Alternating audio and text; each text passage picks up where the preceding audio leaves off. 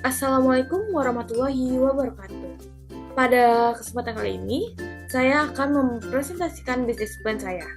Usaha yang saya ambil yaitu Patin Fish Cultivation. Sebelum masuk pada materi, izinkan saya memperkenalkan diri terlebih dahulu. Perkenalkan, nama saya Azira Dwi Kesari dengan NIM 240291114, Prodi Pendidikan Matematika. Pada usaha saya memiliki visi dan misi. Visinya yaitu menjadi pelopor dalam budidaya ikan patin yang berkelanjutan, berkualitas tinggi, dan ramah lingkungan untuk memenuhi kebutuhan pangan, meningkatkan kesejahteraan masyarakat, serta menjaga kelestarian sumber daya alam. Selanjutnya, misi. Misi yang saya lakukan yang pertama, memberikan pelayanan terbaik dengan fokus pada produk berkualitas.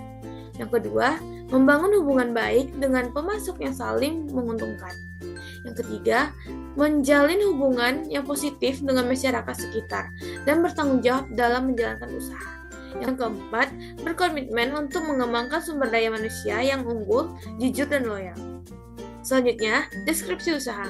Deskripsi usaha saya yaitu Patin Fish Cultivation adalah perusahaan yang fokus pada budidaya ikan patin, mencakup pembenihan, pembesaran, dan pengolahan ikan.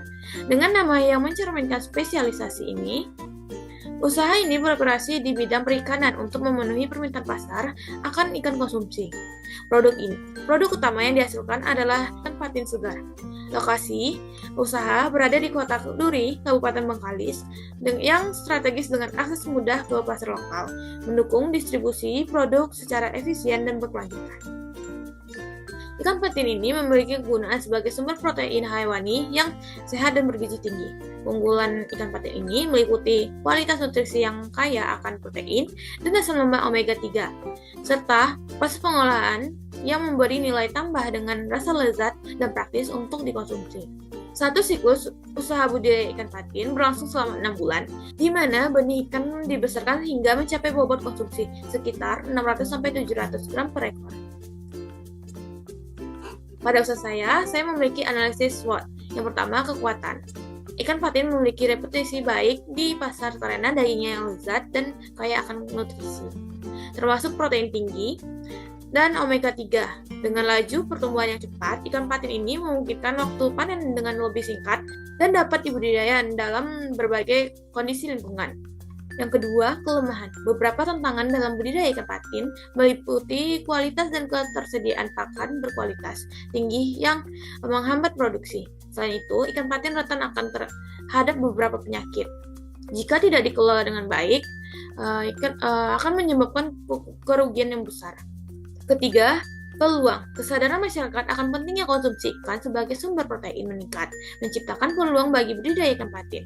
Ikan patin ini menjadi sumber penghasilan stabil bagi petani dengan potensi besar yang dapat dijual terus-menerus, memberikan kepastian pendapatan. Selanjutnya, ancaman. Ancaman dalam usaha ini yaitu perubahan iklim dapat mempengaruhi kualitas air dan kesehatan ikan patin. Sementara keterbatasan akses biaya menghambat investasi dalam teknologi dan infrastruktur. Selanjutnya, dampak usaha terhadap lingkungan.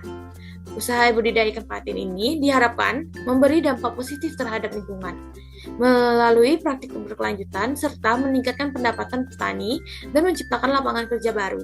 Secara sosial dan budaya, usaha ini dapat memperkuat komunitas lokal dengan meningkatkan keterampilan dan pengetahuan tentang budidaya perikanan. Namun, perlu diwaspadai dampak negatif seperti pencemaran air jika tidak dikelola dengan baik. Oleh karena itu, fokus utama harus pada penggunaan sistem regulasi air dan pengelolaan limbah yang efektif. Selanjutnya, risiko dan pengolahannya. Terdapat 3 poin risiko dan pengolahan pada usaha ini. 1. Ikan patin rentan terhadap berbagai penyakit.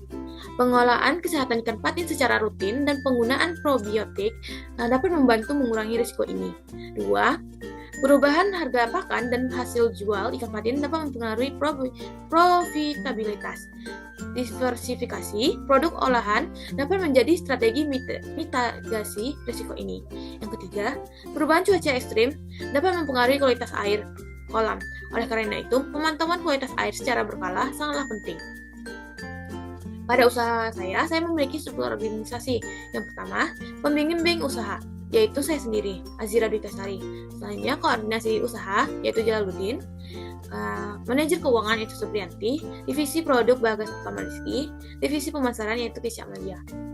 Selanjutnya, analisis finansial, biaya tetap. Saya menggunakan untuk satu kolam saja. Material yang digunakan ada meliputi pembuatan kolam. Untuk satu kolam, biaya yang dikeluarkan itu kurang lebih 15 juta. Untuk satu kolam juga terdapat pompa air, yang dimana harganya itu 1.500.000. Untuk satu kolam juga dibutuhkan aerator, yaitu dengan harga 1 juta.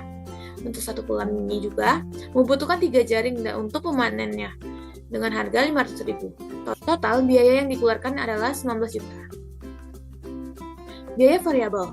Biaya variabel ini meliputi benih ikan patin untuk satu kolam dengan ikan patin 2.000, di mana harga satunya itu 1.500. Pakan yang selanjutnya pakan usus. Untuk satu kali panen kita membutuhkan 6 bulan, yaitu di mana pakan ususnya kita butuh itu 6 bulan juga. Untuk harga satuannya atau untuk harga sebulan itu adalah 350. Selanjutnya pakan pelet. Pakan pelet ini digunakan untuk patin usia 3-4 bulan, di mana harga satuannya itu 500. Jadi total harga variabel, harga yang dikeluarkan adalah 7.100.000. Penetapan harga. Dalam penjualan ikan patin, harga yang ditetapkan tidak dapat dihitung menggunakan analisis break-even point, karena harga jual yang sangat bergantung pada kondisi pasar. Setiap tahun, harga ikan patin mengalami fluktuasi yang mempengaruhi oleh berbagai faktor seperti permintaan konsumen, ketersediaan pasokan, dan tren konsumsi. Selanjutnya, kesimpulan. Kesimpulan usaha saya itu rencana bisnis budidaya ikan patin memiliki potensi besar